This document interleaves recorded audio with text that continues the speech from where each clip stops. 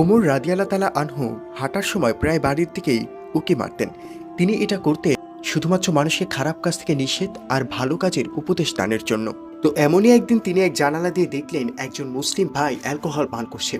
উনি দ্রুত তার বাসায় প্রবেশ করেন এবং তাকে বললেন, তুমি তো হারাম কাজ করছো। তখন এই লোকটি ওমর রাদিয়াল্লাহু তাআলা আনহুকে বলল, আমি একটি হারাম কাজ করছি আর আপনি তো তিনটি হারাম কাজ করলেন। প্রথমত আপনি অন্যের বাড়ির জানালা দিয়ে তাকিয়েছেন, দ্বিতীয়ত আপনি অনুমতি না নিয়ে অন্যের বাড়িতে প্রবেশ করেছেন, আর তৃতীয়ত আপনি নিশ্চিত না হয়ে অনুমান করে বলছেন যে আমি অ্যালকোহল পান করছি। আর তখন ওমর রাদিয়াল্লাহু আনহু বললেন, তুমি ঠিকই বলেছ। এটা বলে উনি চলে গেলেন।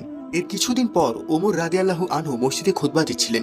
সেই সময় ওই লোক মসজিদে প্রবেশ করে ঠিক পেছনে বসলেন। খুতবা শেষ করে ওমর রাদিয়াল্লাহু আনহু ওই লোকের কাছে গেলেন। গিয়ে চারপাশে তাকিয়ে চুপচাপ বললেন যে, দেখো, সেদিনের পর আমি আর কারো বাড়ির জানালার দিকে তাকাইনি, আর আমি তোমার ওই ঘটনাকে কারো কাছে বলিনি। আমিও সেদিনের ঘটনা